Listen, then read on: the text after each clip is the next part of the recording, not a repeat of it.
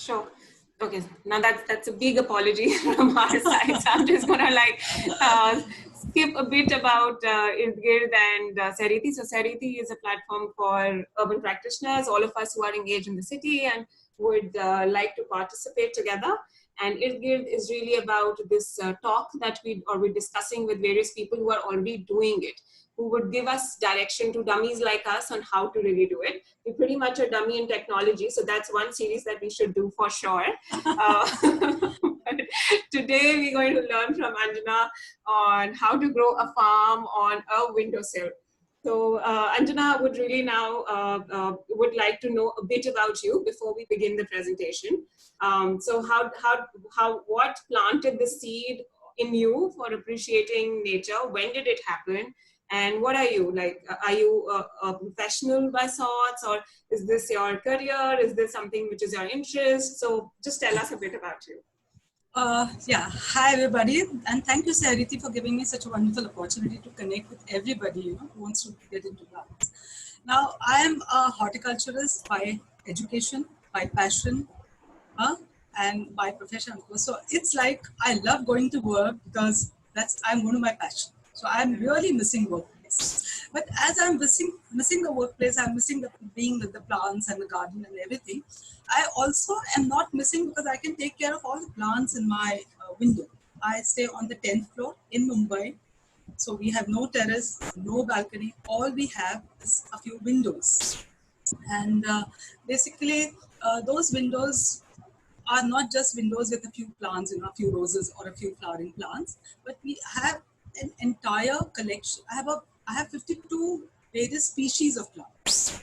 Okay, so there are fragrant plants, there are flowering plants, there are fruiting plants. So there's everything in the garden for all of us. It is whatever I do in the gardens on the larger scale as a profession. I have done all that as my hobby. It's such a good thing to have a hobby like garden, because then in my house, I'm never alone. I've never complained for one single day. Oh, when is this going to end? When is this?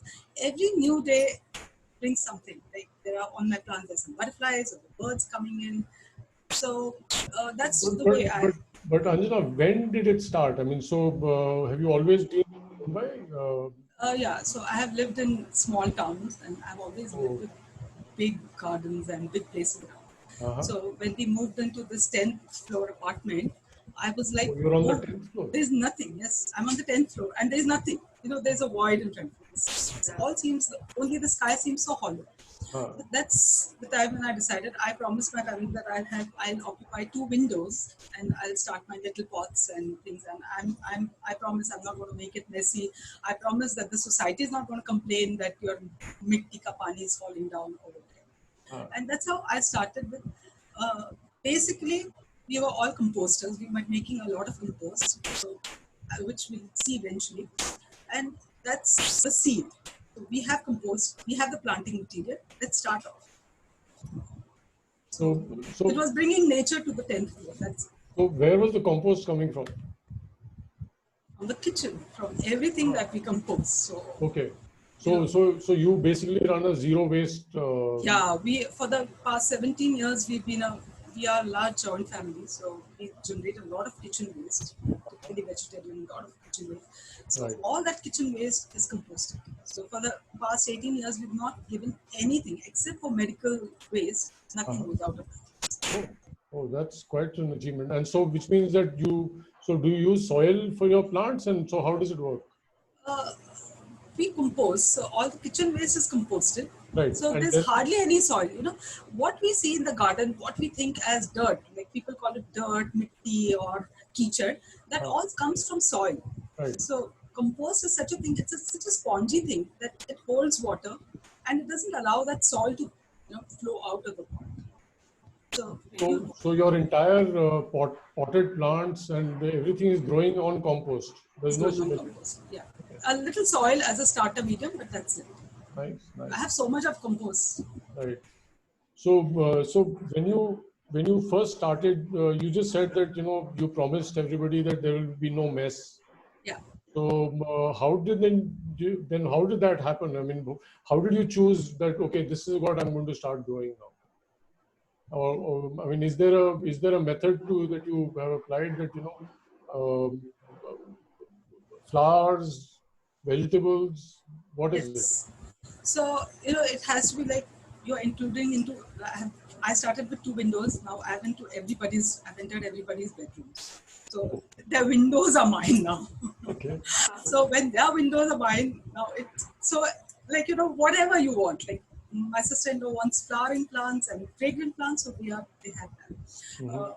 If my husband is into plant rescue, if there are any plants dying somewhere, he finds them, he brings them. So that's Okay. it. So Okay. that's how the diversity comes. And with the diversity, with the floral diversity, the fauna also comes. So the butterflies Okay. coming on. Okay. But I personally thought that, it's okay, it's nice to smell flowers once in a while, but then Mhm. the window should be for the interest to be consistent, for everybody to be, enthused by it. You Mhm. need to have something that you can be consuming. Mhm. It's always papi pet ka sawal, I think. Mhm. So the moment you know that you're eating something from the window, Mhm. the whole, family gets interested. Yeah. So I'm just going to take a second here. Yeah. People are just, I think have an issue with the sound. So there seems to be some, maybe it's a local technical issue. We'll try and sort it. We're also, hostage to the Zoom app right now.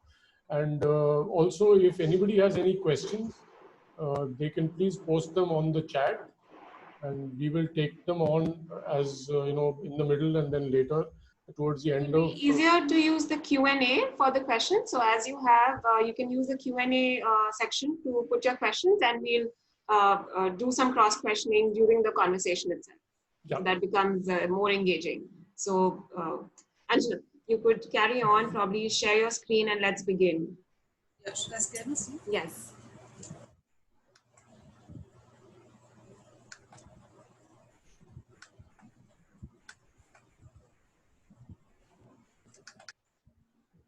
Perfect, it's working.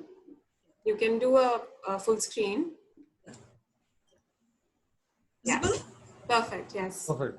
This is great. So this is a story about how I'm a horticulturalist. I make gardens, but I was never growing food in the sense of vegetables. So when we had so much compost with us, we said, why not have a circle? When we complete the whole circle of what's going from the kitchen is coming back to the kitchen. So this is how it started. Now, as I told you, the window we have is a story about 2 windows of 1.5 into 10 feet, and that started growing. So we have everything. There's everything in the windows for all of us. It's just a few changes that we've made into the planting, and to make it lighter, to give more nutritious material in a small pot. So a few changes that you have to do from when you downscale things from the large ground or large pots into smaller plants. Yeah, so everything in our place is composted. We can, we have this, we tell people we can compose anything. You give us anything, we can compose. The other day I was watching, even the coconut leaves, if people bring to us, we can do. Wow, okay. Now, this is I said मैं बहुत गंदी बातें करती हूँ लोगों के लिए. तो ये है कचरा हमारे घर का. और ये people look at the earthworms and say "ee" and they shout and things. But this is what the earthworms do. The lower picture on the right-hand side is the fine, very soft, which actually doesn't dirty your hands. And that soil or the compost that you make as a medium to grow plants, it is so friable, it is so spongy that it holds on water. Otherwise, when you're growing in small pots, it's very difficult for the pot, if you are growing only in mitti, in the soil, sometimes it becomes too compact, you don't water it for a day, it becomes very hard, it cracks up. But this material that you generate, the compost, and it becomes so fine that it starts acting as a sponge, it holds water, it allows air circulation within the pot, so the plants grow healthy. They're always in a state of optimum moisture level and optimum air level. So they're very healthy for that time. So is when you use this compost and you're on the 10th floor balcony, is there any leakage on the windows? Or is that taken care of? When you water There is no leakage. When you water, leakage in the sense, when you overwater, the water flows off the pots. That's I see a lot of people overwatering. So Okay. you overwater the plants and the whole thing trickles down. Uh-huh. So that's not the way to treat the plants, because when you're overwatering the plants and it's being drained of the soil, or the medium is being drained of all the nutrients. So that's not the way. Right. But with a little bit of practice and a little bit of experience, you know that a plant requires, say, a mug of water, or a bucket of water can fulfill the requirement of my 10 plants, 20 plants. So it's best to water little, but and come back, because then the soil is ready for to percolate in more water. Right. And do nurseries give you earthworms like normally? Where do you get earthworms? Actually, it's not good to put in earthworms. It's not necessary. Yeah, not necessary. Once you get a good culture, the so soil once itself is a very good culture. Is a good culture. Yeah. For the first time, when you start composting, you need to have good earth, Yeah. which could be from a very healthy, it could be from a field, or it could be from the garden. And once you start using that culture, they propagate. And you give them the right conditions, they propagate. Right. Awesome. Okay. So we'll go to the main gardening part. Yeah. Maharashtra, where I'm from, we have a culture of flowers. We have flowers for everything. So if you're trying to compose, and if you've not been composting, and you have this, some apprehension that it could stink, or it would create a bad smell or odor, then it's best to start with flowers. And these flowers are available everywhere. You could just go to a temple or a place, and there would be flowers lying around. So the first hand experience of composting, if you want to have without a mess, or without any doubts, you can start off with flowers. They compose very well. And in fact, the floral compost is more medicinal, because most of these flowers are so medicinal. Okay. It's best to start off with these kind of flowers, and then graduate to, say, the kitchen compost, kitchen waste. Yeah. I think we should start off with the main part. Yeah. Now, when you want to make a garden, we all know these are very little small things, but I'm just going to tell you the finer points. We know that we've always learned in school that the plants need sunlight, and then need the good soil to grow. Now, when we talk of sunlight, that's the most important. We cannot substitute sunlight.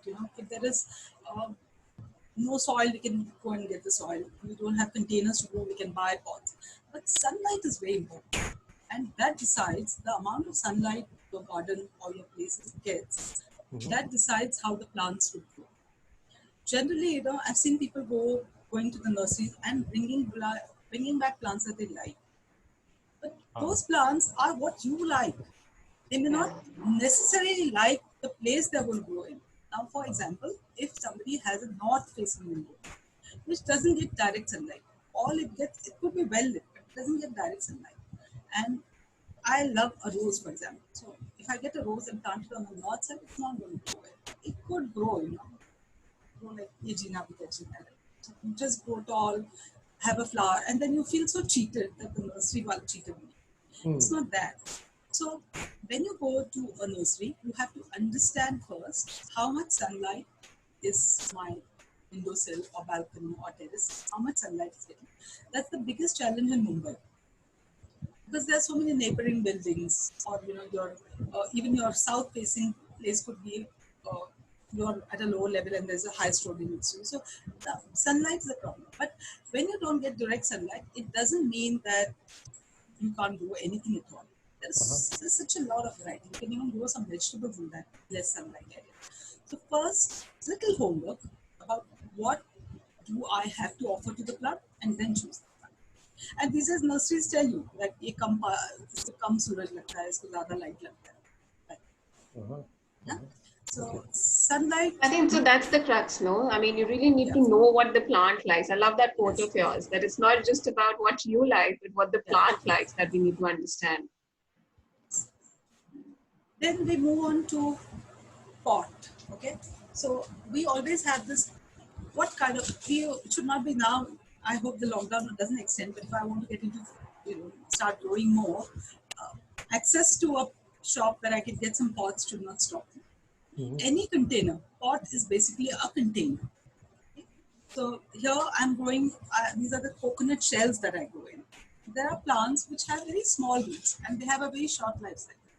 For them, I can use just coconut shells. And that any pot that you use, like this or like this, all it needs is good drainage. So you need to hold big holes down. Even this coconut, if you see, there's a big hole here, which is actually as thick as my finger. Now, the drainage hole ensures the plant health. Plants do not like wet feet. So you would not like to be in water all the. If the drainage is not good, the plants won't grow well. And in fact, when the drainage is not good, there are a lot of problems, fungal problems related to the roots. Ensure that there's a hole at the down of the pot, then just fill it with some coarse material so that all the excess water doesn't accumulate, that it flows down. Now, the thing is not that you don't want the water to flow off, but whatever excess water should have an access to flow out. Okay. So anything, in fact, I always say that kids' Croc shoes make best pots Rocks. because they're so well aerated. And aeration. There's nothing like as good a good ventilation and aeration. That's it. So all the fungus and all the root problems come in from bad aeration. Yeah. Now, but however, I can't use this kind of a small container or small pot or small dabba. If I want to grow something substantial, for example, if I want to grow roses, I want to grow some brinjals like this, I need to have a large pot. Now, large pot in the sense, if I'm staying on the 10th floor and I can't afford to have large pots. So minimum the pot should be, it's technically called a 12-inch pot. So it would be 12-inch in height and the diameter on the top would be 12-inch. So that should be the size because, the roots need to grow. You can't confine the roots to a small place and expect the plant to flower and fruit. So for the plant to have enough room for the roots to grow, you need to give a minimum 12-inch pot for things like these. For seasonal, smaller pots could do, but for something that's going to grow for a year and going to give you flowers and fruits for more than a year, you need to go in for bigger pots. The next thing is that now let's think of just growing vegetables. Everything is in the kitchen. Not everything, but a lot of things in the kitchen. All these legumes that you have make wonderful plants. They could be creepers, they could be shrubs, or they could be little bush. And all these legumes have very pretty flowers also, which attract a lot of bees and butterflies. Another thing is that we have small things in the kitchen, like we have sarson, the rye, then we have methi dana, then we have kalonji. All these things are very good planting materials. All these legumes give you fallis. They give you the pods, which turn into a sabzi. Then the methi dana turns into very good methi. You have the dhania, which turns into coriander. Only one advice I would give: if you're starting off, please don't start early. It tries your patience. One is it requires a little processing. The full dhania, you have to crush it into 2 parts, and then you have to sow, and then keep waiting. When will it sprout? So by the time it's ready to sprout, you've lost your patience. So the best thing is to start. Especially for today's generation. The instant gratification kind of a thing. So choose wisely. Choose something. Choose wisely. Yeah, choose wisely. I know. It happens with not that generation. That way I'm young enough, not having patience. Yeah, but so you need to have something. So all these legumes, even like if you have something like a simple thing like rye, sarson, you sow that rye, and if you sow it somewhere in end of October, you can have sarson ka saag, your homegrown sarson ka saag in November. Yeah, so it's just a question of 30 days. So from sowing to harvest is a very small period. Rest of the thing over ambitious, the bigger things I can start later maybe. But I need to start off with something that pays off in the. It might be a good idea to start 2-3 of them. So like you were mentioning that it's something that you can consume and something that you can give time to also. Yeah, in fact, you know what, I don't, when I plant sarson, in fact I plant sarson the whole of the year because sarson has those sarson ke pile phool. So they attract a lot of these stingless bees. They're very pretty, and then there's constant activity. They come to the flower, and then you can actually study the timing. They come early in the morning, and then by 12 they're gone. Then they come back next year. So you can actually follow their path. And in fact, sometimes I move the pot from one window to another. So one day they don't come, but the next day they're found where the pot. It's a very interesting activity where you can. So it's also a game that you can. Yes, and I always tell that if you have children around, we always complain the children are so hooked onto technology, but it's so simple to bring these children. Just show them a few miracles of plant life, and then they will be, they want to see everything live actually, which you can touch, feel, see, and be amused by all these things happening. So if you plant a few rye seeds, don't harvest all of them, just keep 2 or 3, so you have these flowers coming up and attracting them. So from the kitchen, you get a lot of seeds for your planting. There are other things that you can get from the kitchen as well, but these are not the seeds for direct planting material. We often see the potatoes that we have at home, they sprout eyes and it turns into green, and then you can plant them. Or the carrots, the carrot heads, that is a very nice activity. The carrot heads you can grow in a saucer of water. Even sometimes onions, they start sprouting. But the onions that you plant will not give you onions, okay? They'll give you a flower head, a very pretty white flower head with small star-like flowers. But the onions can give you spring onions. You just chop off the tops, and then you use it in the soup. And garlic is one thing that I'm going to tell you is that the full lasan ka pod, keep it in the refrigerator. The refrigerator, not in the containers or not in the freezer, but on the door of the refrigerator, in the middle portion. And remove it after 2 weeks. So typically bulbs like this have a dormancy. They have a winter dormancy. They need to go into a period of rest. Like we have, a lot of, we forget that we've planted something, and all of a sudden after winter is over, they sprout up from the garden. Similarly, garlic, a full-grown, well-grown garlic, put it in the refrigerator door, remove it after 3 weeks, 2-3 weeks, and then keep it outside. It starts sprouting these greens. And you can separate them. Remove the cloves and plant singularly. Then you get small whole pots of garlic. Garlic is also very easy to grow. Again, Gujaratis and Maharashtrians love those garlic greens for all the chutneys. Not so pungent as the garlic is. It has a flavor, but not that pungency. That's a nice thing to try. Then we have these arbis. Arbi you can plant, and then they go on to become colocasia. We call it aru chipana, the leaves of aru, which is a very, very good source of leafy green vegetables. Then you bring a full-grown kaddu, and then you have these seeds. Another word of caution is that when you are trying to bring in seeds like a kaddu should be a pumpkin. It has to be ripe. जो carry होती है, कच्चा आम, if you try to sow that seed, it doesn't sprout. But आम की गुठली, the पक्का आम की गुठली, it sprouts. So when you are trying to bring seeds from like this, you have to bring it from like a paka karela, turns red in color. And the seeds also have a red covering over them. You have to wash this. So whichever fruit you're taking for sowing, it has to be a fully ripe fruit. So they will give you viable seeds. A tender fruits will not give you viable seeds. Viable seeds are... Is it because you have to allow the fruit and the seed to develop completely before? Yeah, the seed. Yeah, otherwise the seed is immature. Right. So the embryo is not developed fully.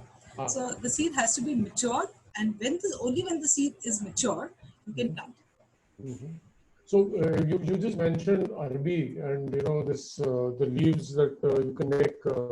Are there other vegetables where you can consume the leaves separately? And is there मतलब सब्जी बनाने के लिए और क्या are there any other for example, we didn't know कि अरबी के leaves खा सकते हैं. That's new for us. I mean, it's very interesting.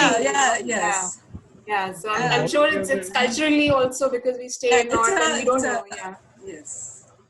So in fact, arbi leaves are a very rich source of minerals and lot of vitamins. So I always say that Popeye has over-glorified palak, spinach. Yeah. This one's a So real many hero. yeah. So there are better things. There are, of course, spinach is good, but there are things which are much more nutritious than the spinach. Yeah, yeah. So not every part of a plant is edible, no? So one would have Yeah. to know this. Yes, again, now like it's a cultural thing, so you would have to learn it from a person who's of like you need to go to Maharashtrian or a Gujarati to know how it is consumed. Because another word of caution is you just can't eat the arbi leaves on their own. They have some oxalic acid, I think, which even the normal arbi we have to put in some kind of khatas for it to subside. So Right. you have to learn this, Right. or Google is there to tell you everything that way. Yeah. Should we move on? But that's very interesting because yesterday also you were mentioning that you start observe once you even spend time in kitchen, you start observing what is sprouting, what is not sprouting, just kiski eyes ban rahi hai. You just start seeing all of that around. Yeah, like potatoes. When you bring in the new potatoes, they stay for long. Yeah. But sometimes you bring in the cold storage potatoes. Yeah. So when you bring them, they are all fine. But you keep them for a week, and then the eyes have started, buds have started opening. Yeah. So you have to keep observing, and once you put your head into it, you learn, and then these are all these mysteries that they start unfolding. Yeah, they start unfolding. True. Yes. Okay. Yeah. So all these legumes turn into fallis. Okay. So so these little parrot-looking are we call them bal. It's a form of a legume which you grow, and they could be shrubs or they could be climbers. They could grow if you give them enough place. They can cover the window, or if you have a window which it's getting intense sunlight in the summers, but actually it's a good idea to do something like this. Like you can consume all the sunlight you're getting in form of these plants. So I had this question actually, it's been running in my mind since the time you mentioned that you're growing vegetables or plants on your windows. Does it bring enough sunlight inside your house also? Does it allow that, or does it like make your house very dark inside? Not really, but in some places, yes. I've often been told that we've had enough of this, we would like to get some sunlight. Yeah, so you have to manage that. There are some things you have to manage, If it's going too unruly, then prune it. Yeah. And, or you can, I always say, it's a matter of 60 days more and then it will be gone. Then because the life cycle also changes of the plant. The life cycle. Yeah. So, it makes, growing vegetables makes the garden so dynamic. Because all these things have a very short life cycle. Leafy vegetables, 30 days. Things like bindi and things to start off fruiting and flowering to harvest, from sowing to harvest, it's a matter of 90 days. So, if then I know now if is this going to block or this is going to become too unruly, then I should not be planting. Right. So and a lot of people who are asking, which you will cover later also, that some of this attracts a lot of insects and it's not bad, but it can be also harmful inside the house. Does that create a chaos or is that an issue? Past 7-10 years, I have not, there's nothing like this that is coming. If you're allergic to honeybees coming, you can just close the windows and open the door. Like I told you, they come early in the morning and then you don't see them for the rest of the day. You could plan something. Right. Yes. Yeah. Now, what people always say that I have a limited space and I would like to make the best of it. What should I plant? Because space is a constraint. So rather than if you're going to start off with something, you should be planting something that you require every day in very small quantities. Okay.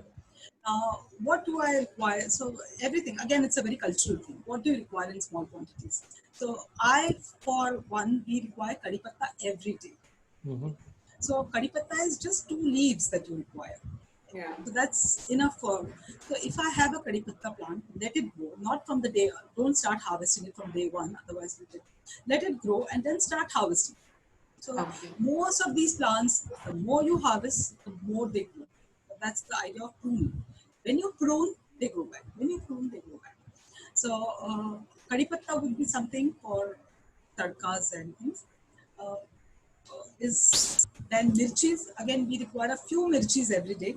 So mirchi would be, and then there are so many forms of mirchis. You want come pungent pali mirchi, come tikhi mirchi, zyada tikhi mirchi, or you want to have.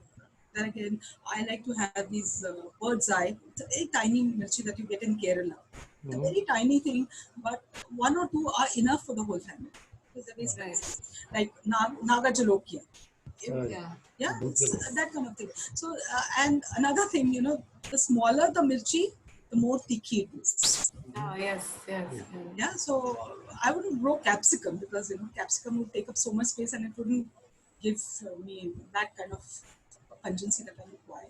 So I go There's for some smaller people. mirchi. Some people And are this asking. Yeah. Sorry, some people I was saying are asking a lot of questions on how do we know in which season what we should plant.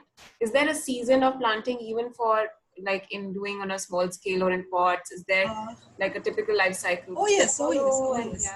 Yeah. Oh yes.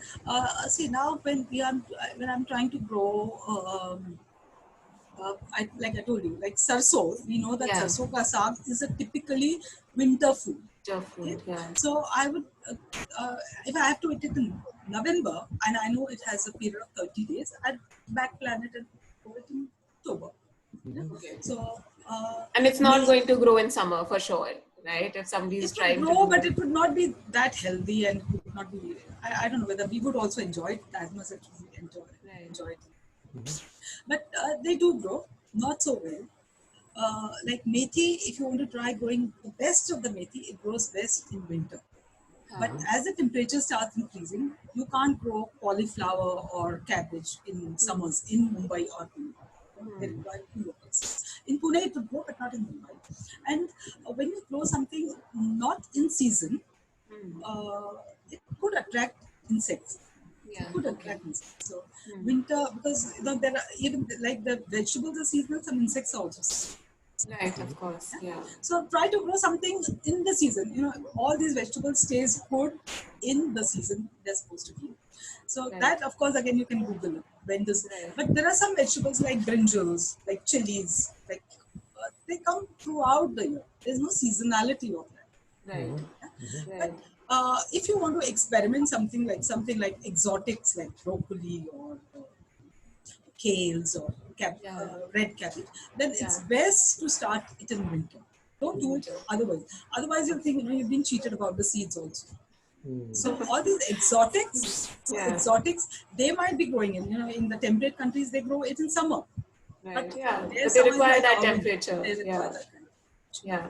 And when you mentioned that we can prune or we pluck, let's say, a little bit of curry patta, there are a lot of people who are asking, should we pluck the entire twig or should we pluck the leaves? What is the best way of doing this? The leaves. Okay. In no way we want to damage the plant. Yeah. Okay. So just the leaf, how much ever you require, just take it. You can have the freshest of the produce. Yeah. Okay. Great. Now, like we were talking about arbi. Now, the arbi, when you sow the arbi, you get these kind of leaves, which is called patra, or they're called aruvadis or aru chipana. So these are very nutritious, and you can eat the entire stem. So from the ground to the end of the leaf, it is edible. And of course, with again the cultural thing that you need to put in something sour. But this is one vegetable I love to put. I put it in a large pot because it keeps coming again. Okay. So every week, once planted, once it grows, every week I can harvest a few leaves, and this has been going on for years now. Okay. So in one pot, it's like a perennial thing. Only for 4 months in a year, it goes dormant. But then it comes back. So when it goes back, I know it's going to come back. But this is such a perennial thing that you plant it and forget it. You're going to get it for the next 8 months. I'm going to consume it. And something that's. Is there so people are asking, is this something that you plant with arbi seeds, and how do you take care of it? Is there a special way of taking care of the arbi potato like arbi that you have, you have to plant that. Yeah. And when you're planting them, you should be planting, you have to maintain the polarity. So from where the sprout, you can see a pointed end of the sprout. Like I have the sprout, okay? There's some other sprout that I have. So it starts sprouting, At the beginning of monsoon, you get things growing like this. So all you have to do, if I plant it upside down, it's not going to grow. It has to be planted like this. Okay. You know, top facing the Top needs to, because that has to shoot up. Right. that has to shoot up. I think if you plant it the other way around, eventually it will come up, but it will take. No, it doesn't. What if it rots, or if it's so? You have to plant it. You have to see, and you actually get to see when you look at a Arbi, you buy a Arbi from the market, you know that the top is pointed. Yeah. Okay. Or best way is to plant it horizontal. Don't plant it vertical, plant it horizontal. Okay. Yeah. Safe, So safe. it knows it's the safest. Yeah. Okay. Interesting. Pudina is something that it shows, it gives you, like, you water it and you feed it well and it keeps coming back. So it's like, I always say, it's like a medicinal plant. It's okay, it adds taste to your food, but it also has something, any stomach upset, anything, then you just have access to fresh pudina. Right. Yeah. So it's flavor and it's medicine, and it's such a fast grower. Pudina is something, when you get if you get a bunch of pudina, you have to strip off the lower leaves. Okay. You can strip off the lower leaves and you can start a little hydroponics in your window. So when you strip off the leaves and immerse them in water, now this has to be very perfect, that immerse the lower leaves, let the top leaves be there, and the water, fill in some pebbles, or you could fill in some marbles or something, and don't let the level of the water come above whatever you fill, pebbles or something. Okay. So that way the twigs get air to breathe, so they're not neck deep in water. So they should have a good mix of water and air, and then it grows. So you cut and it comes back. You cut and it comes back. Once in a while is once a week, change the water. So without actually disturbing the roots, change the water. Or if the water has dried off, refill the water. So that way, no external nutrients in it that you've put. No, this is just in water. Like people say, you can put some nutrients. Yeah, you could put a little nutrients. I'll tell you what nutrients you can put later. But we get in Mumbai, we get the boring water. There's one water which comes from the boring, not the municipal water. So the boring water has a lot of minerals in it. Right, a lot of nitrogen, etc. must be there. Yeah. So whatever is there, or that kind of water works very well. Okay. Okay, interesting. Or we have some liquid fertilizers which we can use. I'll tell you about it. Okay. Yeah. So all my Bengali friends have always taken pan from me. And like I told you, some things keep getting unruly. This is the best plant to gift. Nobody can say no to a plant. And when we are stuck up, what should I give? So, and if it's going to cover my entire window and block the sunlight, I can always pluck a few twigs, root them, and gift them, or grow it somewhere.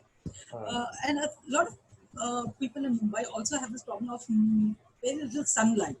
Yeah, a lot of people have asked that also. Yeah, so pan grows very well when there's very little sunlight.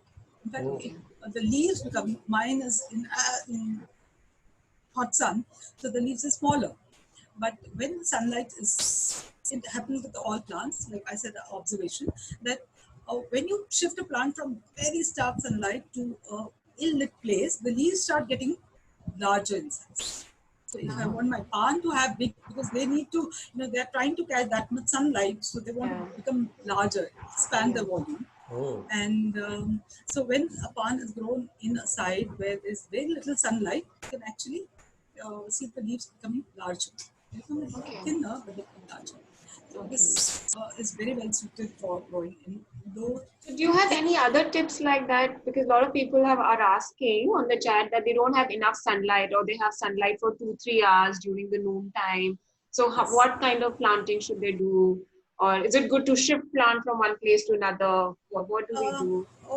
Shift. I'll handle the shifting question first, because shifting is a very dangerous thing.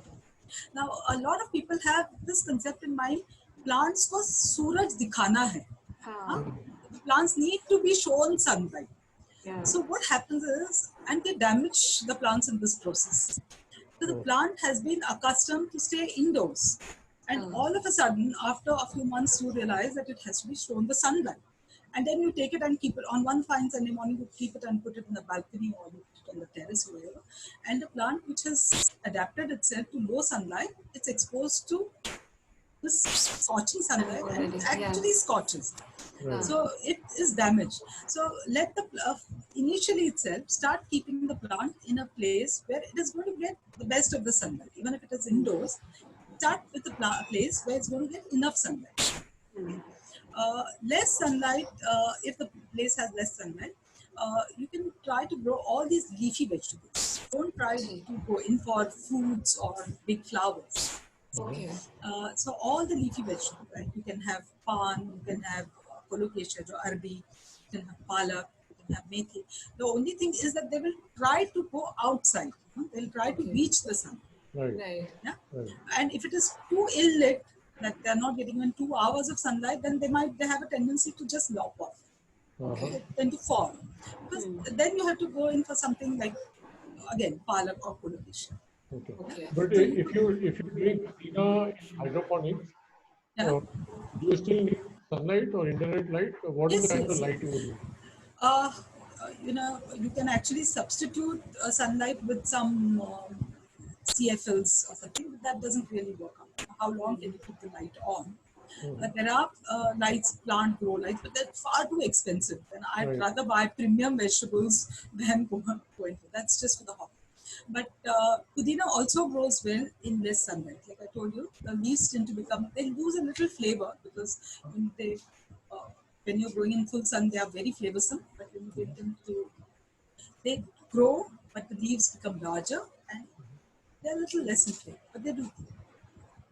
So there are a lot of questions on pan flowing up on like, is there a tips on pan growing healthier or what exactly do we need to do? So a lot of questions on that. Yes. Oh, pan is, I didn't know it's such a Because in your here in the pot there is tuna available on the wall directly. So you don't have to do too much, right? Yeah. But, Actually, pan is a very good thing if you have, apart from digestion, you have the tuna and it gives you all the calcium. Yeah. So pan, yes, pan. I would like to tell you one thing, that the pan pot has to be very, very well drained. Like I told you, the pot has to have good holes below, and then you have to fill in with some brick bags so that again you're aiding the drainage, and then fill a mixture that is very rich in soil and manure. Yeah, because it's a heavy feeder and it grows very fast. And it's a climber. It's a climber. So it's a heavy feeder and fast grower. So you need to, and you have to keep, it should not be happening once in a while you give nutrition.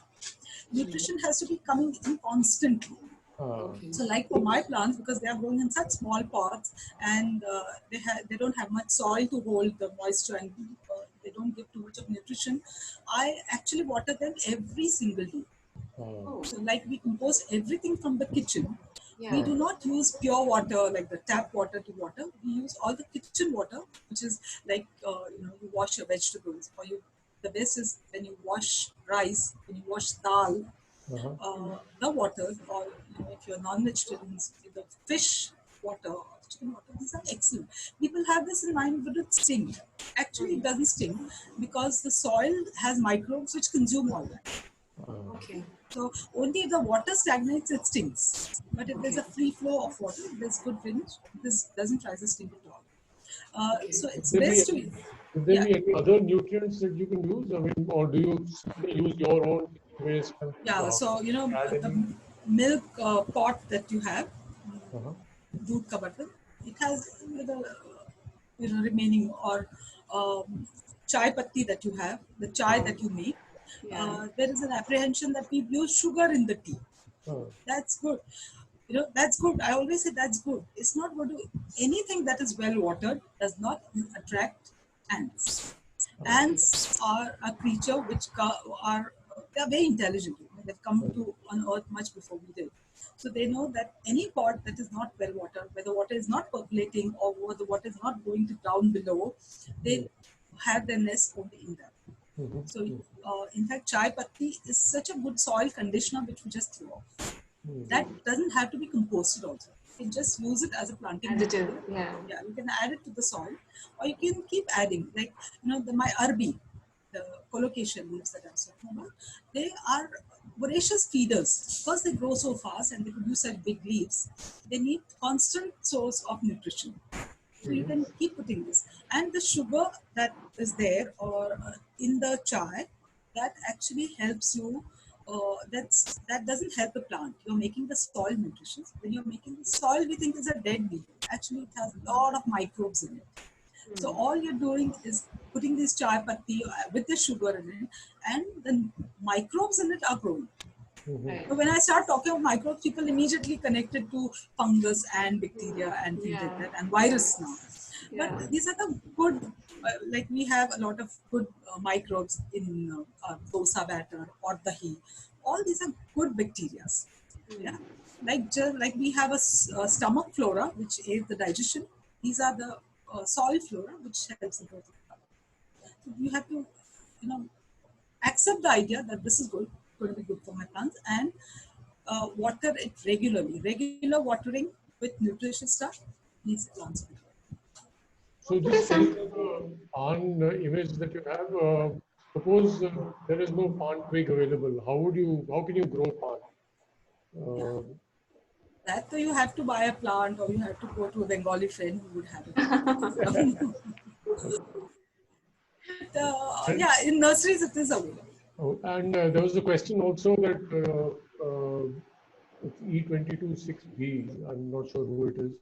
Can two plants be planted in one pot?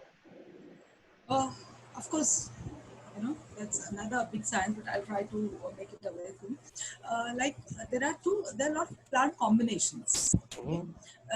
Like all legumes, when they are planted with some other plant, now this again comes from the ancient wisdom. This comes from an African wisdom, where they have the three sisters. Okay, Okay. so you have a corn. Now I'm giving the typical example. If you have a large pot, which can they can be planted together if you have enough, if you can afford to give them enough place to grow together. Okay, Okay. so you plant in the corn, the makkah, and that will, and then once it's slightly big, you put in the pulses, or you put in some beans or lentil, which grows on the pan, on the corn, on the makkah, and the soil can be covered with something like a gold. These are Okay. plant combinations, and there is a mutualism between them. Mm-hmm. So they help each other. Now, like the corn plant is giving support, the legume, the beans or peas or whatever you put, that is giving the nitrogen to it, because you've studied in school, they have a nitrogen fixing bacteria. So it gives support to the corn by bringing the nitrogen from the air. So Okay. there are a lot of plant combinations that you can. The best combinations come with legumes. You Okay. can have any plant growing with a legume, it grows well, because then there's supporting each other. Right. Okay. Ajna, there are a lot of questions on hydroponics also, that can you transfer the one which you've grown in hydroponics back to soil? Is that possible? Yes, so that phase, when you grow in full hydroponics, it is accustomed to a lot of water. Okay, so when you remove that and put it in the pot, it would have, not like now it's growing 100% water. Then when you shift it to soil, it would not have 100% water. So you have to keep the medium in the sense the soil, whatever medium you're growing it in, you have to keep it continuously moist. So one day it would wilt because it's not used to that kind of a condition. But you have to shift someone from ICU to the normal ward. So that one day is critical. It's like that because it has an access to water throughout, and here it's going to be cut off. So you have to take care for a few days. Don't move it into the sunlight directly. Keep it in the shade and then move it up. Sunlight.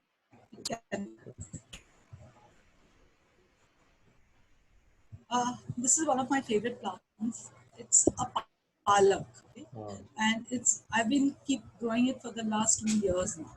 Now again, people have a question that where can I bring the seeds of palak? They're not readily available, and we certainly don't have palak seeds in the kitchen. Sometimes you get these bunches of palak, especially from the farmers market, if you have an access to farmers market or the local market also, which come with little roots. Okay, so generally what happens, we ask the sabzi wala ki niche ka kaat do, कोई गंदगी नहीं have covered with stuff. So if you bring that home and just above the collar, so the roots, collar, and the stem.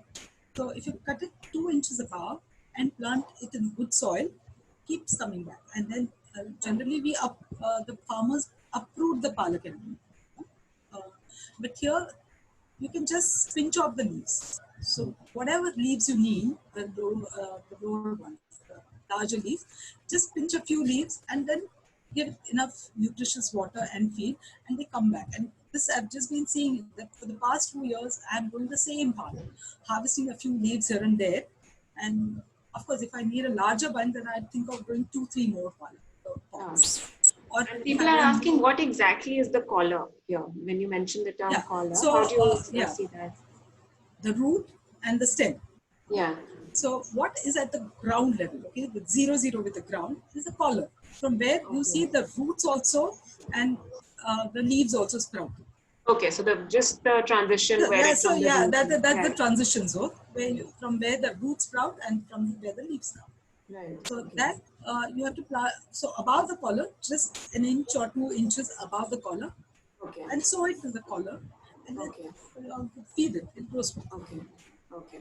And similar would be methi and not methi. Not methi. Oh, methi is the seeds. Yeah, methi is you started from the seed, right? And methi is not come again types. It's not. Okay. So there are some vegetables which you can keep pinching. There's the lal saag which you can keep pinching, and then it regrows. But methi is not something that you can. Right. It has to be uprooted. Okay. Yeah.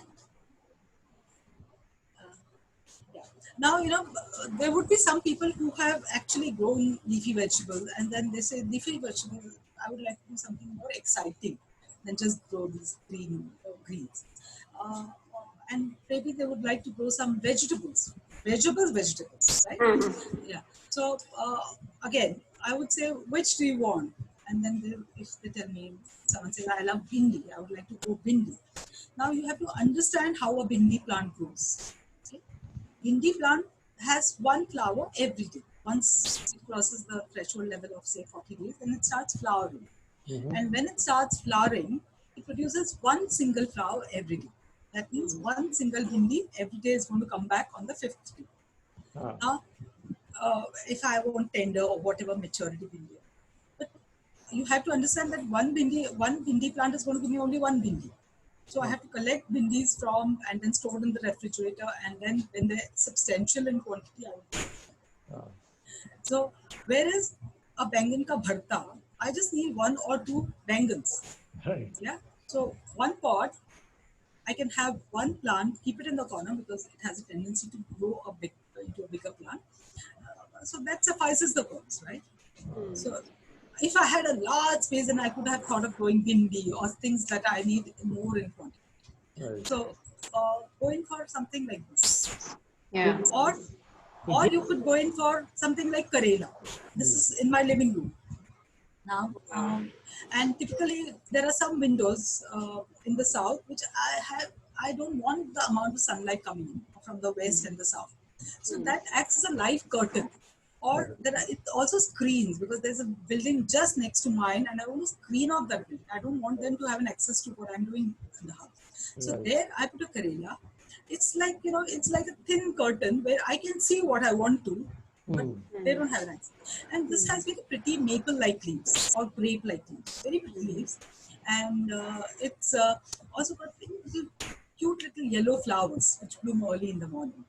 So it's just because it's Karela, we think it's not an ornamental plant. It's a very pretty, very ornamental plant, very fast. It really doesn't try your patience. And you've tied both Karela and Bangan to the window grill, no? Yeah. The Bangan is down below because Bangan doesn't grow very tall. It just grows feet. Okay. And on top of that, using the whole vertical space. So Karela is using the top area on the same space. Okay. The whole it's planned in such a way that the entire window or the garden space that I have an access to is used. And Okay. sometimes you can use Karela as, like I told you, it can be used as a screen, which is also yielding some vegetables. And the best thing, again, like I always go back to kids because I work with kids. Karelas, you plant them, and the child is so enthused by its growth every day. Yeah, Hmm. they grow, and then you have those yellow flowers coming in, and you can they have all these they have little tendrils, so you know how the plant is going to hold for support with the tendrils and the little karelas. And when they come, the child doesn't fuss; he eats the karelas that he's grown. So Yeah. so it's like this. You can get whatever vegetable the child refuses to eat, you can start Yeah, growing. that's a good idea. So, That's Anjana, I hope no children are watching this show. I hope they are. we hope they are. Just one question on this thing about growing vegetables. There are actually two that come to mind, but I'll start with one, which is that like you said, choose a vegetable which is larger, and not a bhindi which will grow one on each plant. Yeah. Uh, what is the average, harvest that you do and versus the consumption at home? Yeah. So, Like I told you, I don't know whether I mentioned that I stay in a joint family. We have a huge consumption pattern. mhm, So I obviously can't make if a whole Karela sabzi with it right. in one harvest. So there are two options. I store it in Uh-huh. the refrigerator till my second harvest, which will come after a week, Okay. or I make something like a Karela ka achar, which is Ah, required again in small quantity. okay. But Bengan, of course, I can make a substantial side dish of a Okay. yeah? Because I have only one plant of Bengan. Ah, If I had a few more, if I hmm, could afford a few more, growing a few more plants, then, but for a small family, I think that suffices. Yeah? Or it's then store and come back, store and come back. uh-huh. Okay. This is one plant again, which is uh, Loki. Okay? So Loki is one plant which you can actually grow very well, but I have stopped growing it because I stay on the 10th floor, and on the 10th floor it had become. I thought it would become a hazard, because we get a lot of pests in the form of squirrels coming in. Ah, Yeah? And then what if the squirrel eats the and Stem of damages the and it plant. falls Yeah. off, so it will fall on somebody's head. So then we had to, but I couldn't pluck it off, so I tied it and made it secure to the grill, which was not a very pleasant thing to do. So I said, why go in for some things like this, which ah, are outside the window and I have no control. ah, So if you're staying on the ground, or it's going to fall, even if it falls on some place which is no man's land, it's okay. But we have to also consider, apart from other things, we have to also consider the security as well. right. So I'm sure you haven't had any complaints from the people who live downstairs just below you and the society? So a lot of societies in Mumbai, the building complexes, they have complaints about people gardening because there is a lot of water trickling. Hmm. I see a lot of people, and of course they have reasons to complain because you water the plants early in the morning, and there's somebody who is rushing off to office, and the water falls on you. Yeah, or sometimes I see in a lot of buildings the floor which has plants has those Water mud lines on lines, that. and Yeah. that Yeah. looks so bad, and Yeah. that looks bad. So I always say we are the people, the gardening people, the gardeners, who give them a reason to complain. So Yeah. it should not, the water, when it overflows from the pot, of course it's falling off, and it's draining a lot of nutrients from the soils. All these Right. nutrients that are, it's like when you sweat, you lose a lot of energy, Yeah. because you're losing a lot of salts from your body. So Yeah. similarly, when the water flows off, it takes a whole lot of nutrients from it. And Yeah. so both ways, it's not good for the society we are living in, and it's not Yeah. good for the plant also. So the very thing, watering is, we all talk of fertilizers and we talk of, but never talk of water. Actually, water is something that we have to take care of. Water less, water, you can just start off, putting little water for every container, every pot that you have, and come back the same way. So that Okay. way when you return, the soil is ready to accept more water. Right. And slowly start trickling down. What we do is we pour and then it just flows off. So we need the water to be trickling down. Okay? And when That's you're the freshly sowing, like today we were sowing some seeds in the garden, and my helper was telling that don't put water the first day that you have sown a seed. Is that true? Is that how it happens, or don't put too much water? seeds. Yeah. So when you're sowing water, the soil is already moist. Okay. Ah, And when yes, it you, was pretty moist. yeah. So if you're going to spray a water with a fine hose, where Yeah. it's like a little, it's going to drizzle. It's okay. Yeah. But if it's like pouring water, like Yeah. It's it's just like killing it. analogy of pouring cats and dogs. It's going to take away the whole. So the seeds Right. would be dislodged. You don't know. Yeah. If there is a slope, they would all come in one side. So Yeah. the first watering has to be very, very cautious. You have to be very cautious when you're doing the first watering. Okay, so it has to slowly trickle down, and that's how it should be watered every day. But yeah, the first few days are very crucial. And there's a question twice somebody's really asked about a non-flowering lemon plant. So he's saying that he did buy a grafted plant from a nursery and told that it would start flowering in 2 months, but it has been a year. So it's really testing his patience, really. So what do you suggest for that? Yeah, so that's when you buy grafts, it's not just lemons or any fruit, vegetable, or fruits, or for that matter, even roses. Their graft is not one plant. It's a combination of two plants. Ah, There's a plant on which another thing is grafting. Okay. right. Yeah. So what happens is that sometimes now the tendency. So there's a wild plant which is giving the roots, and the good variety which is giving the shoots. Right. The plant wants its own. The roots wants its own plants to grow. It doesn't want this grafted plant. Okay. So it would push its branches from wherever, and you think that, oh, my plant is growing. Actually, you are not very sure. If you don't notice it, you don't know which plant is growing. Is it the grafted plant or is it the wild variety? And any plant which is from seed takes many, many, many years to start fruiting. Okay. Like a plant, आज आपने आम की गुठली लगा दी, so it would take say 10, 12, 14 years for it to start bearing fruit. Okay. Whereas a grafted plant, if the graft is allowed to grow well and develop, it would start fruiting in the next year. Right.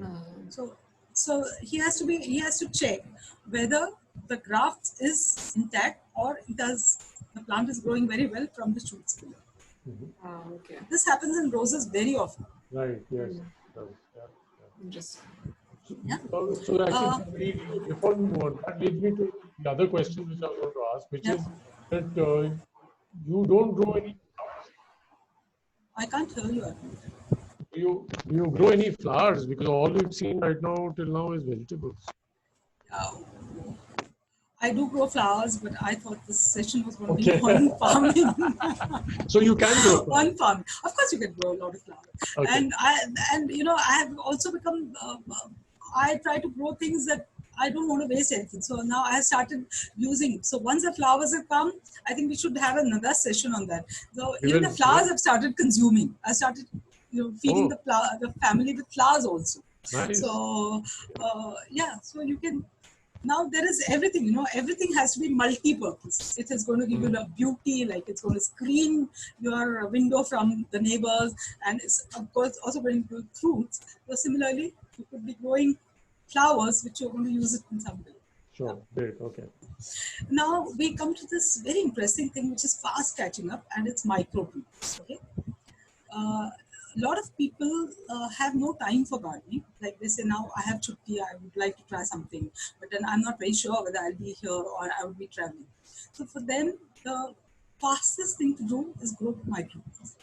And I'll just tell you what microgreens are. Microgreens are very, very young plants which are sprouted, which are actually newborn sprouts, which you grow in a span of say 7 days. And these have whatever you've planted, these have intense aroma, they have intense taste. You require them in small quantities, like a bunch of methi, okay, which is say 30 years old, which you buy from the market, that doesn't have as much flavor as a microgreen would have. it is very intense. So you can, in fact, you can start off, the fastest thing you can start off is, again, mustard. This is mustard. Okay? Mm-hmm. Mustard has been planted in, I'll briefly tell you the procedure how it is done. You need to have a small glass kind of pot. This is a plastic pot which has holes here, and a medium. I have used cocoa peat. If you don't have cocoa peat, you can use soil, you can use compost, and fill it to 3/4. Okay, medium has to be filled, glass has to be filled to 3/4. Then put in a half a teaspoon of mustard seeds. Okay. Cover it with a light layer of earth or medium or soil, whatever you want to use, and moist it. So right from the third day, you'll see activity.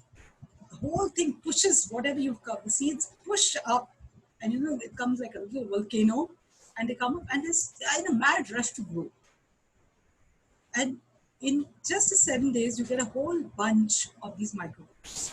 Mm-hmm. If you can wash it and use, you can use it along with the roots. There's no wastage. But if you just don't want the soil or anything to come, just chop them on the tops and use them.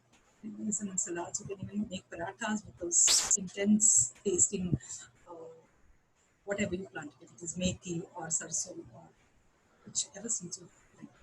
So at what stage is it ideal, what stage is it a microgreen? At what? Not more than 7 days after sprouting. Okay. Otherwise, they become The little first soon. leaf. Yeah, so Between in the the first week. first and the second leaf. Yes, yes. Okay. In the first week, the cotyledon stage. Okay. Or if you have, we have a beans called the black-eyed beans, chauli. Right. Yeah. If you plant that, you can allow the first few leaves to come. But more than a week, or then they become little fibrous. Mm-hmm. So, and then you can't eat them raw. Then you have to cook. Okay. Right. Okay. So, but not more, don't keep it for more than 10 days. Because then you don't want the fibers to come in. Okay. And should the pot also be small for a microgreen, or is Yeah, there? because like I had that coconut thing, even that is good enough for that's that. a good Yeah, size. that's a good for it. size. If I go back, I can show you in a small coconut shell. I use coconut shells because then I can make strands of those and hang them even in small form. And again, these don't require too much sunlight because they just begin to grow. Mm-hmm. Okay. So they can be grown in a window which doesn't have too much of sunlight. Oh, that's nice. Okay. Right. Interesting. And again, chat mangni pad byah wala type se. Yeah. Aaj you sow them today and 7 days you're done. Yeah. There's also- Are there more such small size plants that people can grow? Not necessarily microgreens, but smaller plants. People are asking, are they like that? Yeah, Like chili and pudina. Are there more such that people can grow in their homes? You don't really take like leafy vegetables only. Leafy vegetables. Okay. Leafy vegetables. The rest of them, they require a big space for them to grow, flower, and fruit. Because growing, flowering, and fruiting is a long process. Right. Okay. Here, you're just consuming the vegetative part. Right. There, you have to wait for a longer duration, and when you wait for a longer duration, it takes whole of a time, and then otherwise they would become stunted in that small little place. Right. Yeah. There's Dipali who's asking us, and I think there was a question earlier also that can you grow mushrooms? Mushrooms, yes, but not the kind of mushrooms that you buy. We buy the button mushrooms. Uh-huh. And you can grow another mushroom which is called the cow's ear, which are flat ones. Okay. But that's not the real mushroom that people are seeking. Mushrooms, and they require a lot of treatment because mushrooms are grown in dark places which are very humid. So that condition is very congenial for other fungus to grow. Okay. Like, typically something that you keep in a hot, damp place that would catch all sorts of fungus. So mushroom, you need proper training. You train, and of course YouTube would be a good trainer, but yes, you need to experiment. So you can't expect that first batch of mushrooms is going to be very successful. Okay. You need to be trained to start doing mushrooms. Okay. Yeah.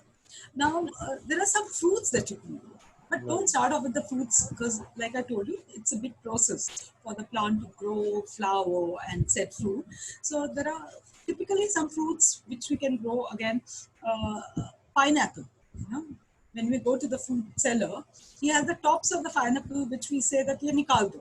Yeah. So zarurat nahi. So when you bring them home and you plant them in pots, you can actually grow pineapples. You can grow pineapples, but a word of caution again: you have to wait for 1.5 to 2 years to harvest one.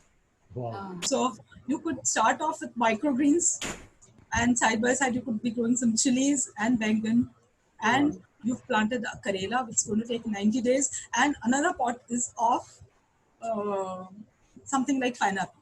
You know, Right. the whole everything, your enthusiasm is high. Right. If I were to plant pineapple first, then I would have been bored of it. Yeah. ये कुछ से नहीं बन रहा है. Yeah. Because Yeah, if you started your talk by talking about the pineapple, I think people would have switched off already. no. Goodbye. I'm leaving the meeting. Goodbye. Yeah. Yeah, so this is how the pineapples would grow in the window. Mhm. So every pineapple you harvest, you are making place for another. You are consuming the fruit, and the top you're going to put it in the soil again. Yeah. Yes. So the cycle continues. Nice pineapple ripened on the, because when it's ripe, generally we get those artificially ripened little. Here, when the fruit ripes on the tree, it has more flavor. And this requires a lot of space, pineapple? Actually, it's a very easy crop to grow. The very easy crop to grow. And the best thing about pineapple is that, someday, like if you are off for a week on a holiday, rest of my plants I would be worried about rest of my plants, because my first thing would be my leafy vegetables are going to dry and die. My brinjal would have started scorching and shedding its leaves, but my pineapple would be in the same state as I left it. Right. It is very resilient and it comes back. So it's a very hardy thing. So in a 12-inch pot, this would be okay to grow? Yes. Okay. But again, when I say yes, because I am regularly feeding my plants with all the nutritious stuff. So nutritious stuff is all the washes of dals and rice and dahi ka bartan and tea ka bartan, and even the chai patti for that matter. One thing I want to like to tell you that these days, because of this corona scare, a lot of people are washing their vegetables in salt water. Yeah. To be a little Right. prevented. So in no way should salt heap water to the plants. The plants would die. Okay. I like one thing Ranveer Brar, he says, Ranveer ने बताया था that no salt water, लेकिन आपने सुना नहीं. So you are going to use water from the kitchen, but no salt water, no salinity should go in water. Yeah, you have to remember this. Does the pineapple also need a lot of sunlight? Sunlight, yes, it requires sunlight. Okay. But it's not a very fussy plant. It keeps growing on its own. Okay. वो 1.5 साल तो लगना ही है, तो it's going to take a year and a half anyway, तो आराम से. Yeah, आराम से. Yeah.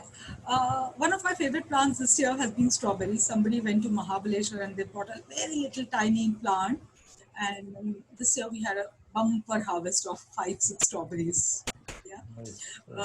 So bumper crop of 5-6 strawberries. Now we can't get so ambitious, that we are going to start exporting from the window. Yeah.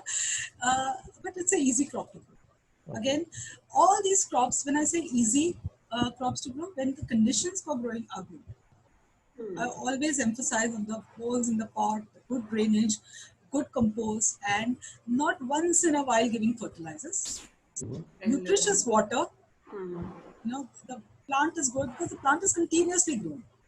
And we tend to give in fertilizers on some day we think it's a holiday and I have some time.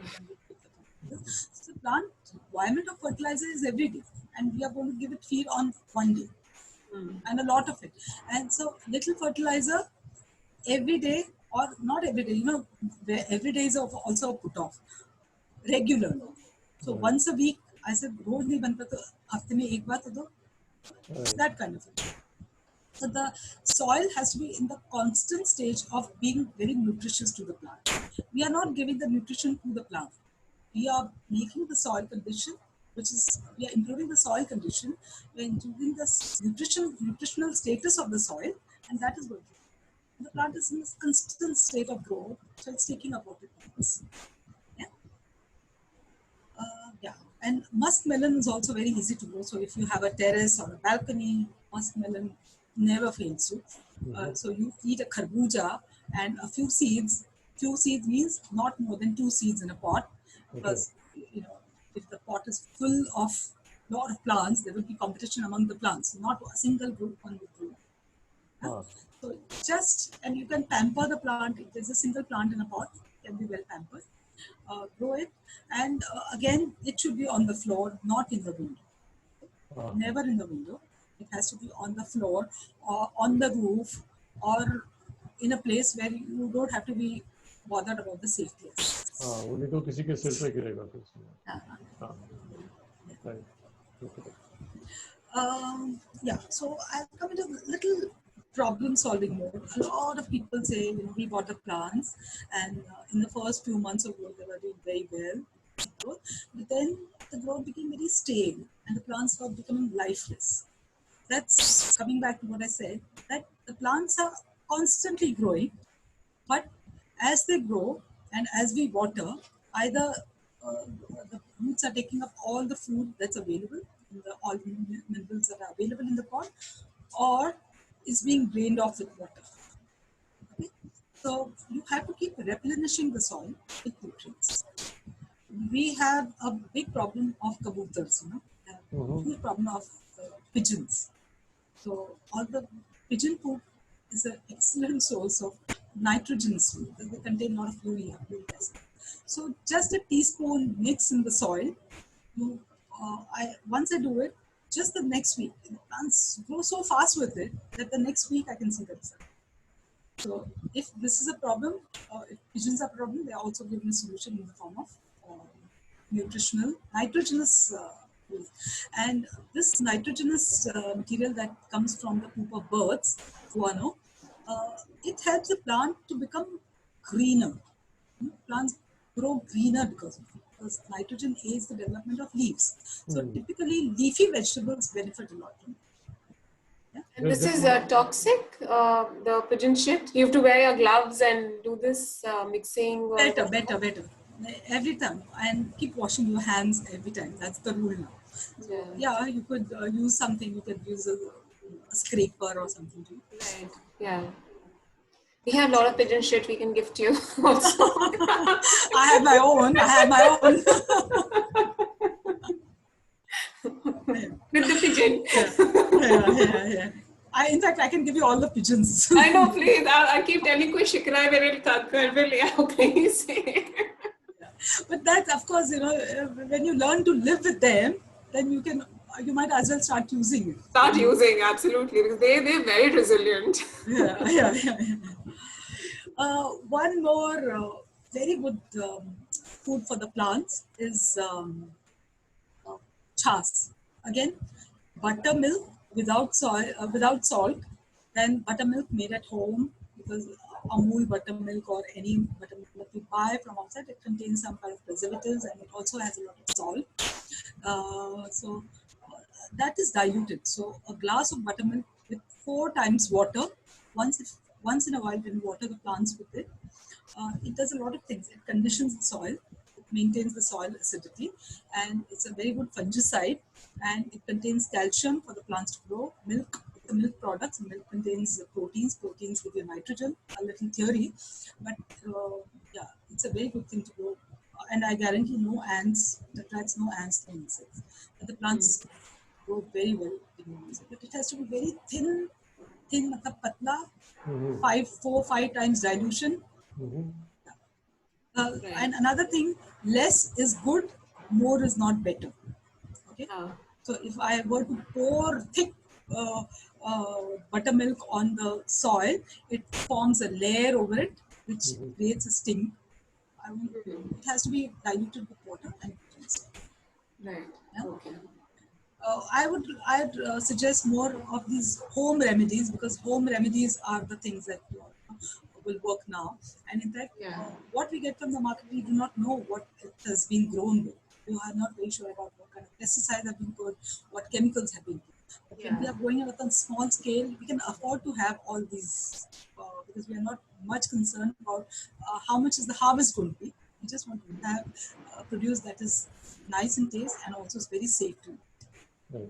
In that thought, somebody's also asked, like you said, that there should be no salt in the water. You should use these kind of nutrients. Somebody's asking that what if my water is soapy, or the water that we use for washing dishes? Can that be used in your garden? Do you recommend that? Yeah, once in a while it's okay, because then even soapy water contains some minerals like calcium, magnesium, and if the soap is a low grade soap, it contains caustic. So phenyl ka pani, soap ka pani, nahi. Kitchen water is the best. Kitchen water is okay. Okay. So soapy water not so good. Once in a Ah. while the plants can accept it, because it builds up. If you're going to use anything for a long period of time, it starts building up in you. So that's why dilution. And I say even the buttermilk water you're going to dilute it. Mhm. There should be no build-up of minerals. Right. Okay. One very interesting thing that I use for my plants is the garbage enzyme. We've heard nutritionists always telling us that we discard the peels, whereas the Right. peels are the most nutritious part of the food. Mhm. So all these peels, especially the banana peel, it is very high in potassium. Yeah. And potassium gives immunity to the plant. Potassium builds that a lot of people would have plants with insects attacked in the plant. So potassium is something that builds in the immunity. So Right. banana peels on their own also you can use it. So just the banana peels, make a little Chop them up kind and of put it on the plant, no? and chop them and put it down below, so it doesn't Right. look very bad, or it doesn't attract flies. So you can just dig a Yeah. hole and put it, and you could, if you have 5-6 pots, every day you could put in one peel in one pot. Right. So by Right. the 5th day this would have, and it is very fast to disintegrate. Ah. Yeah. So even the bananas that you bring at home and you keep them for a week, they by the end of the week they're all black and they're in the decomposition, right? Right. So banana peels in the soil is a very, very good additive. It contains fibers, it contains potassium, and the plants grow very well with it. They flower better. The quality of flowers and fruits with banana peels is very good, right? The plant health in general is good, and the quality is well.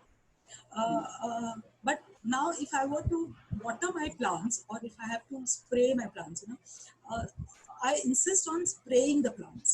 Right. Yeah. So banana peels, there is Google is full of this garbage enzyme. I'm just telling you briefly that one part of sugar or wood or a molasses, and 3 parts of bananas peels or fruit. I use citrus, I use bananas. I do not use watermelon. I do not use kharbuza. Okay. Banana and citrus, apple also. Apple makes a wonderful apple cider vinegar. It's a ferment product which works so well on us. It works well on plants also. So all these peels are it's a small fermentation process where you use one part of sugar for 3 parts of peels. Take it in a plastic bottle, not a glass bottle, and you have to keep the lid. Don't tighten the lid for the first 3 days. It generates a lot of gases, and Yeah. the container is not to be full till full volume. It has to be filled only 3/4. Right. So all the gas that generates in the first 3 days, it escapes. Don't Okay. put the lid, because if you put the lid, it can blow up and the roof will be littered. Yeah. Yeah. So and then it takes typically 3 months for it to form a very good enzyme. But I have started using it from the day 3-4, because Yeah. whatever is potassium is there, which is it dissolves in the water. Again, Yeah. diluted 10 times and water on it. Right. The same thing, you can strain it, put it in a hand spray and spray it on the plants. Oh, okay. So whatever the plants require, they get it. The roots typically take the nutrition to the leaves. Yeah. So when you spray on the plants, the nutrition goes directly to the place where it's going to be used. Okay, so spray on the leaves and spray on the soil also, both? Or Yeah, you just, so the soil, you can water it, you can drench the soil, you can spray on the leaves. And you spray on the leaves. Yeah, and whatever mass you get of the decomposed banana, that you can use it as the soil. Okay. So this And people so the reason of not using watermelon is that it's going to take more time to ferment than the others? See, watermelon is basically only, it's 90% moisture. Right. There's hardly any flavor, or this Right. enzyme, when you make with banana and citrus, it tastes beautiful. Ah. It has, like, if you do it in a container, you can actually drink that. Oh. You can dilute and you can drink that. Okay. And I always now, I don't know whether this is the audience to tell you. In the first month, it is banana peel wine, Yeah. and in the third month, it is banana peel vinegar. Yeah. Okay, so Ah. it comes with all the nice flavor and pretty good. Right. Like making kanji. वो kanji बनाते हैं ना? Huh? Maybe Kanji. kanji with Kanji, black carrot. Yeah. black carrot. Yeah. Yeah. Yeah, in the copper pot. Yeah. Yeah. Yeah. Yeah. Yeah, so all these fermented products are very good. Like, if you use the analogy of what is good for me is also good for plants and the microbe. Basically, it's not the plants that are taking up, the microbes in the soil which are using. Right. So these are all small things that are catching up on a very big. And somebody is asking that can dry coconut peels also be used like that? Or I think they're mostly used in composting rather, right? Dry coconut, I'm Peel. not sure what he's asking. It's not the peel. I'm sure The he's outer asking shell, about the can it be used? husk. The husk. Yeah. Husk. Yeah. Okay. With the glass, the husk contains a lot of tannins. Okay. Yeah. So if you use if you soak a coconut like that in water, in 3 minutes the water would turn into a tea color. So the coconut husk contains a lot of tannins which are not very good for the roots. Okay. Yeah? So the coconut husk should be first processed in the sense that all the tannins should be washed out. So, and the processing takes a long time. But once it is processed, it makes a very good soil additive. Because it's very difficult to compost. Like, leafy vegetables just compost in 2 days, 3 days, 4 days. But this coconut husk takes ages to compose. But whatever takes ages to compose, it's a very good binder. It acts as a sponge. It holds water. Right. Okay. So it has to be processed. You don't just directly use it. It could harm the plant. It could even scorch the plant. Okay. Okay. Yeah, he would have asked because there's a material called cocoa peat, which is made from the banana, from the coconut husk. Yes. That is a processed thing. It's not something that comes in the first week. Yes. And that cocoa peat is used in the microgreens that you mentioned, right? That's yeah. right. It's a very good soil additive. Okay. You can use mitti, you can use it with mitti and compost and cocoa peat. You can make a mixture. Okay. And the same thing on the microgreen, somebody's also asking is what all can you grow as microgreen? Yeah, you can use all these legumes that you have, like I said, black-eyed beans, you can use rajma, the sweet peas, but sweet peas would grow better in winter. Yeah. So all these legumes, sunflower seeds, I have a lot of parakeets coming, so I have sunflower seeds. So once they fell into the pot and I tasted it, plus it has a very nutty texture. Yeah. So sunflower microgreens are very tasty. And radish seeds are the best. They have that pungency and they have that beautiful flavor. But access to radish seeds, I don't know how many people do. You need to go to a market, to go to a nursery shop to get it. Or if you can order seeds online, then I would suggest radish is the best. They have meat का तीखापन भी होता है उसमें और पंच होता है. Okay. And another one is on eggshells. Can we put eggshells as a soil additive and a nutrient? Yes. Eggshells not on its own because one, it doesn't look very good. And sometimes eggs have that inner coating. Yes. So if the eggs could be soaked in water, soak them in soapy water or just water, and remove that, because then that can become, and if they're more, then it could stink probably. But once washed and crushed, they have to be crushed. They can't be, because it would they won't mix in water, soil if they're just so crush it and put it in the soil. It makes a good soil additive and gives calcium. And if you don't wash it and put it, it's also a good source of protein for the plants. Okay.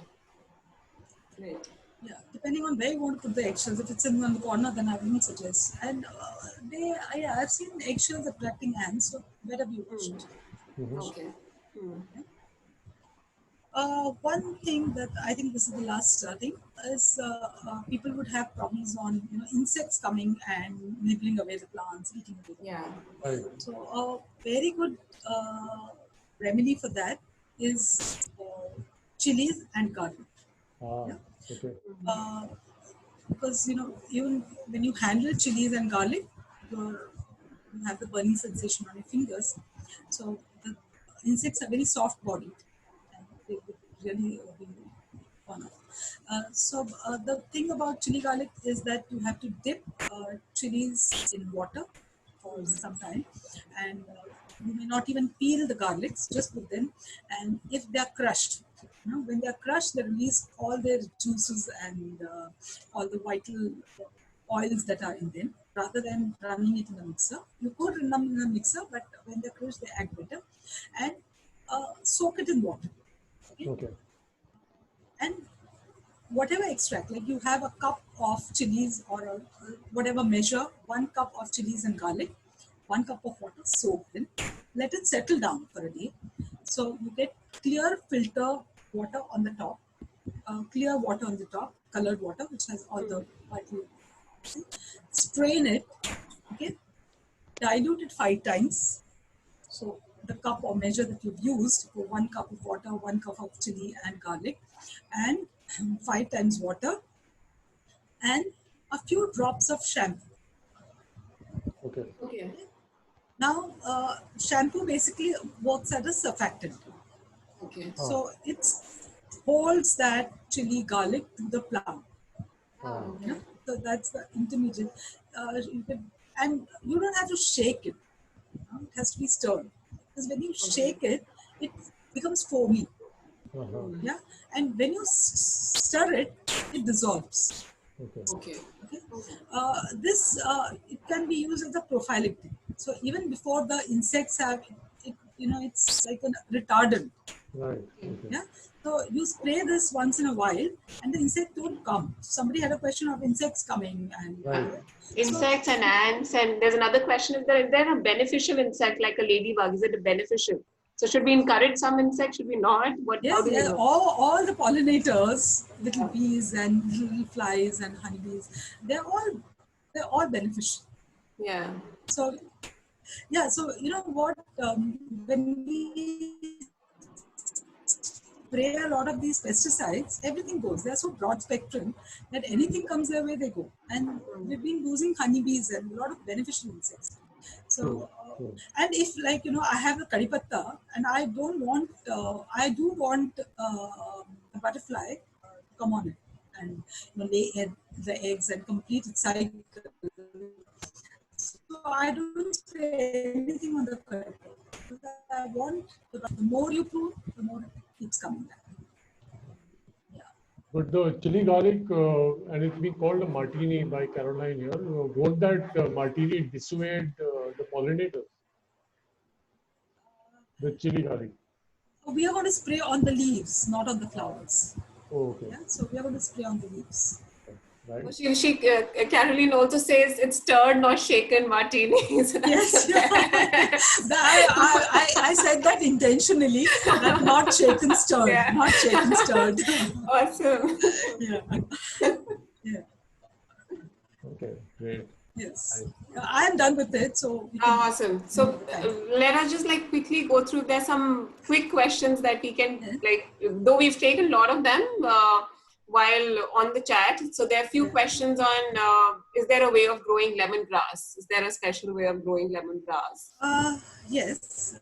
The special way of growing lemongrass is I have one in a window. I'll just show it.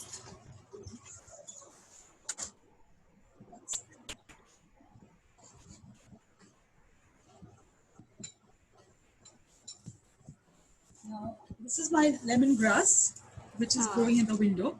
So if you can see this, it's being chopped from places. So you chop and it comes.